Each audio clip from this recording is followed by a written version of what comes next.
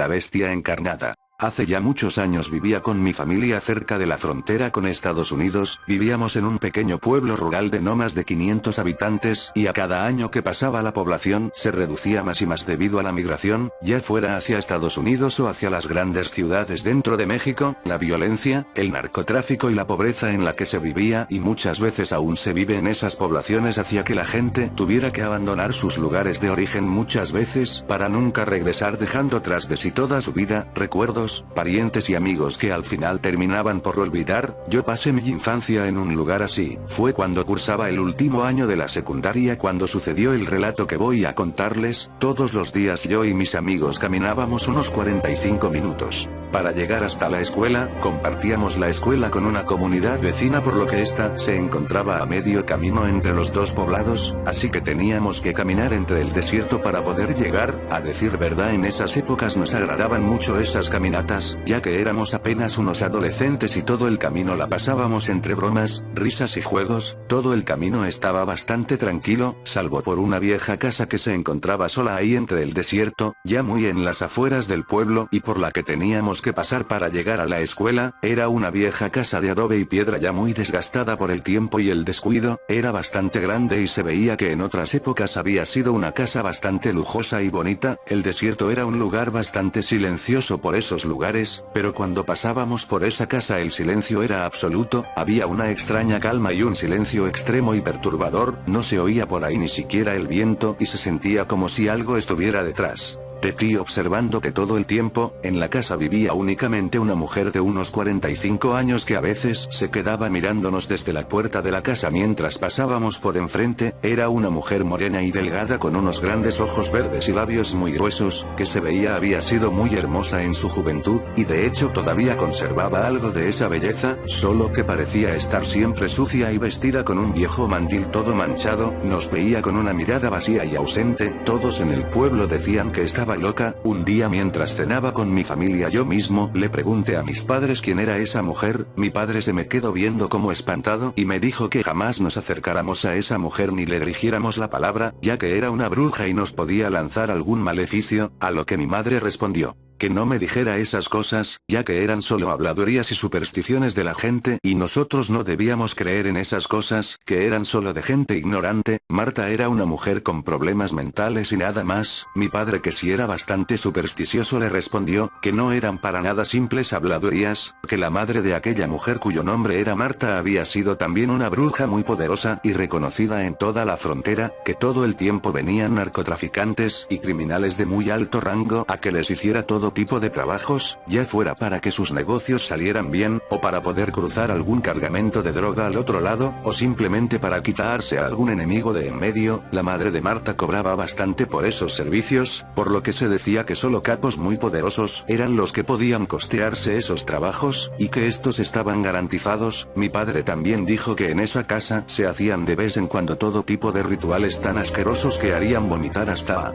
un animal, y que la propia madre de Marta ofrecía a su hija a los demonios para obtener más poder en sus trabajos. Con el tiempo la fama de la madre de Marta fue creciendo, hasta que un día llegaron varios hombres armados en varios vehículos y la asesinaron frente a su hija, según esto porque le había puesto uno de sus trabajos al hijo de un poderoso narco y el niño había acabado por morir. Fue entonces que Marta se quedó sola en aquella casa, eso sí con bastante dinero heredado de su madre, pero había quedado loca debido a todo lo que vivió. En ese momento mi madre le dijo a mi padre que ya era suficiente, que todas esas eran prácticamente leyendas que la gente había inventado en todos esos años. Mi madre dijo que la madre de Marta era en realidad una simple curandera y que de hecho ayudaba de vez en cuando a la gente muy pobre cuando estos enfermaban y no tenían para ir al médico y no les cobraba ni un peso. Dijo que en su juventud ella y Marta habían sido amigas y mi madre la visitaba de vez en cuando en su casa. Decía que Marta era la muchacha más bonita del pueblo y quizá de todo el estado, pero por alguna razón ningún hombre se le acercaba, quizá porque la verdad era que sí era algo extraña, pero era una muchacha bastante agradable y sencilla y a mi madre le gustaba pasar largas horas con ella platicando. Mi madre dijo que Marta no parecía tener ningún problema en su juventud hasta que un día su madre compró un inmenso toro negro el cual puso en un corral que tenían detrás de la casa. Marta por alguna razón comenzó a pasar todo el tiempo con ese animal y mi madre comenzó a dejar de frecuentarla, ya que, cuando la visitaba Marta estaba siempre abrazada o acariciando a aquel toro, y a mi madre esto le pareció algo extraño y perturbador de cierta manera, ya que no parecían una chica y su mascota, sino que más bien era como ver a una pareja de enamorados. La última vez que la visitó, Marta estaba como siempre jugueteando con aquel inmenso toro negro y mi madre se armó de valor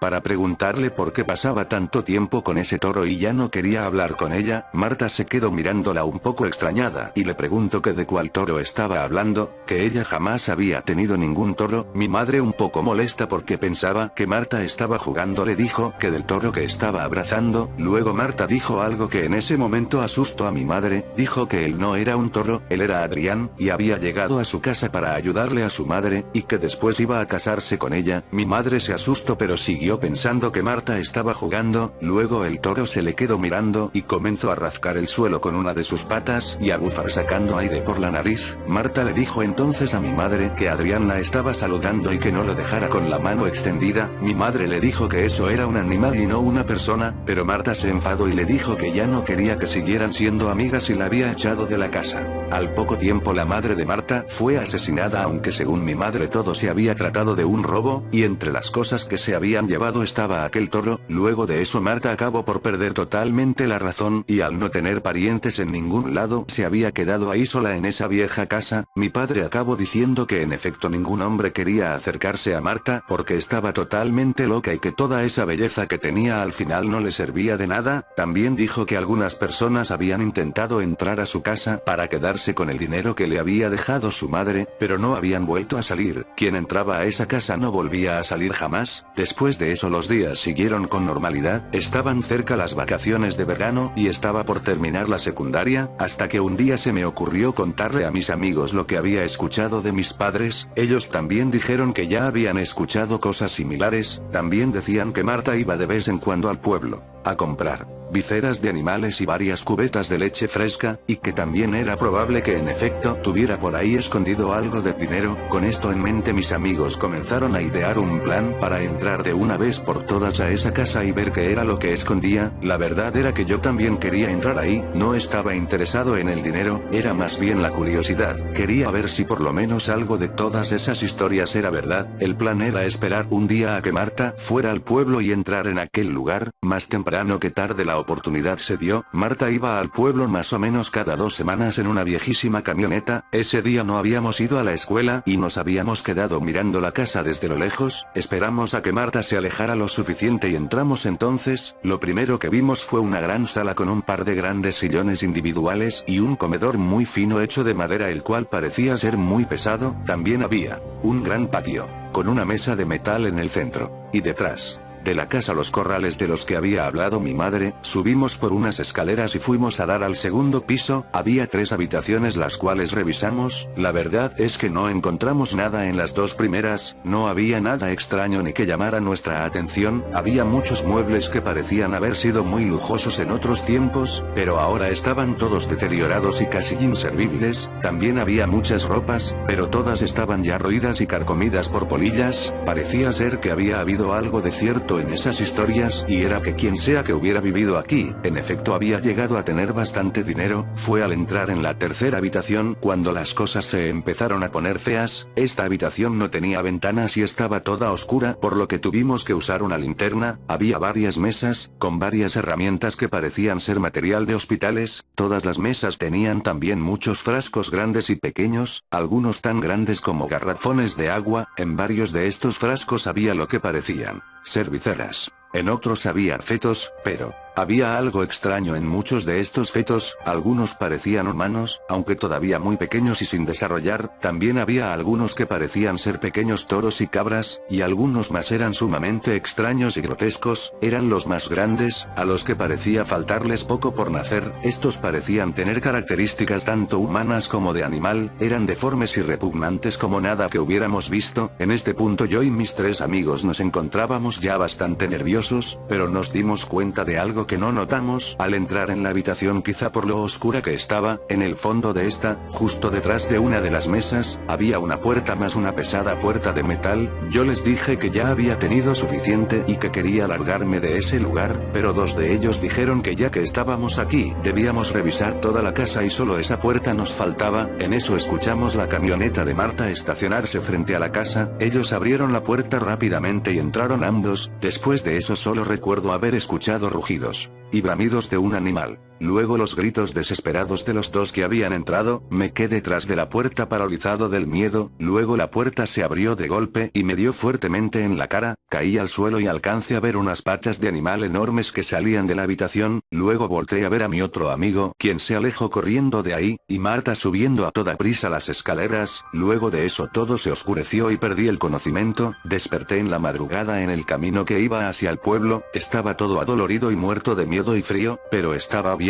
Me dirigí entonces hacia mi casa. Mi madre corrió hacia mí al verme y mis dos padres me abrazaron contentos de que estuviera ahí nuevamente. Después de eso la policía encontró los dos cadáveres de mis amigos destrozados hasta quedar irreconocibles y con todas las vísceras devoradas. Nos interrogaron a mí y a mi amigo acerca de lo sucedido y ambos dimos nuestra versión. Mi amigo dijo que había salido corriendo en cuanto escuchó los gritos y yo les dije que me había golpeado la cabeza y todo lo recordaba borroso. Al final todos culparon a Marta de haber asesinado y canibalizado a los adolescentes, y aunque la policía la buscó por todos lados no la encontraron, ni a ella ni a nadie más en aquella casa. Yo y mi familia cruzamos hacia Estados Unidos al poco tiempo, y no volví a México hasta después de muchos años cuando ya era un hombre. Al volver me encontré con mi amigo en aquel viejo pueblo, ahora casi por completo abandonado. Me dijo que él también había dejado el pueblo y se encontraba solo de visita, y le pregunté entonces qué era lo que recordaba de aquella tarde, que si él sabía realmente qué había pasado allí. Él me respondió que sí, en serio yo no recordaba nada. Luego me dijo su versión de lo que pasó. Él dijo que cuando estuvimos en esa tercera habitación se percibía un insoportable aroma a leche agria y carne podrida, y que había un perturbador silencio como nunca antes lo hubiera sentido, pero que nosotros estábamos demasiado nerviosos y,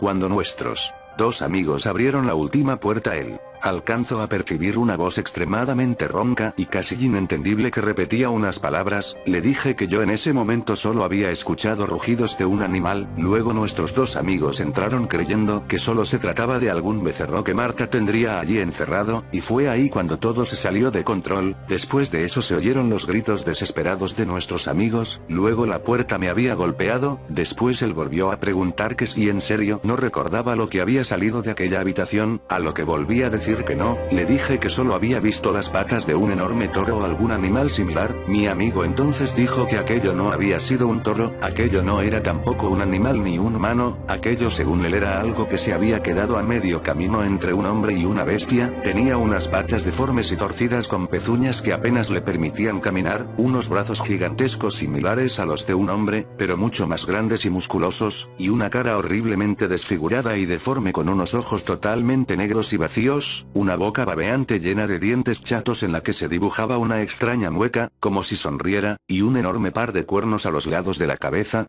Caminaba torpemente hacia afuera de la habitación cuando él salió corriendo y se encontró con Marta al bajar las escaleras. La mujer lo había tomado del brazo y le dijo que si se atrevía a decir algo de lo que había visto él y toda su familia iban a morir. Luego llegó a su casa creyéndome muerto hasta que aparecí horas después por la madrugada. Él dijo que por eso jamás le contó a la policía nada de lo que vio, y que jamás le había contado nada de esto a nadie, excepto ahora a mí. Le dije entonces que quizá aquel día aquella cosa no me había asesinado, ya que quizá Marta así se lo había ordenado, porque quizás sabía que yo era el hijo de la que alguna vez fue su mejor amiga. Luego le pregunté a mi amigo que qué era eso que aquella cosa estaba susurrando cuando abrieron la puerta, a lo que él respondió que las palabras de la bestia habían sido: "Madre, ¿eres tú?".